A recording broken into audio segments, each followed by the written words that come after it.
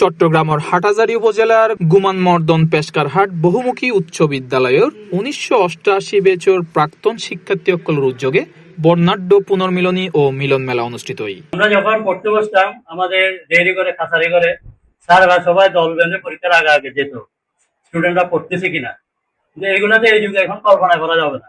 শনিবার ২৫শে জুলাই দুপুরে হাটহাজারীর বাস স্ট্যান্ড এলাকার এক অডিটোরিয়ামত এ পুনর্মিলনী অনুষ্ঠিত হয়। এতে বিদ্যালয়ের ১৯৮৮ ব্যাচের প্রাক্তন শিক্ষার্থীসকল দীর্ঘদিন পর একত্রিত এনে পুরনো দিনের স্মৃতিচারণ, পারস্পরিক সৌহার্দ্য বিনিময় এবং বন্ধুত্বর বন্ধন সুদৃঢ় করিবার প্রত্যয় ব্যক্ত করে।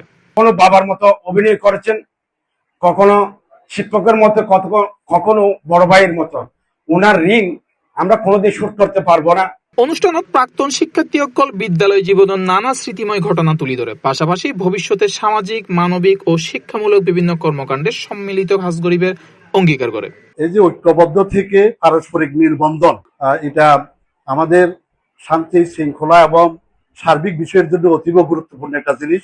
দিনব্যাপী আয়োজন তাসিল, পরিচিতি পর্ব, স্মৃতিচারণ, শুভেচ্ছা বিনিময়, সাংস্কৃতিক পরিবেশনা ও মধ্যাহ্নভোজ। দেশ বিদেশত অবস্থানরত গুমানমর্দন পেশকারহাট বহুমুখী উচ্চ বিদ্যালয়ের ১৯৮৮ ব্যাচের উল্লেখযোগ্য সংখ্যক প্রাক্তন শিক্ষার্থী এতে অংশগ্রহণ করে। এটা সুপারিয়া যে আমি দেখছি সবাই একটা ভালো পজিশনে আছে, মোটামুটি একটা। আল্লাহ বিশেষ রহমত আমাদেরকে যে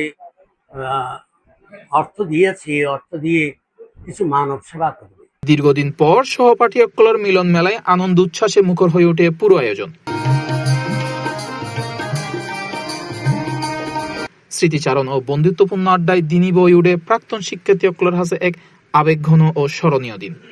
অনেক কথা বলেছি, যদি আমার কথাবার্তার দ্বারা যদি অনেকের মনে কষ্ট থাকে আমাকে ক্ষমা করে দিবেন। C+ TV, Chittagong.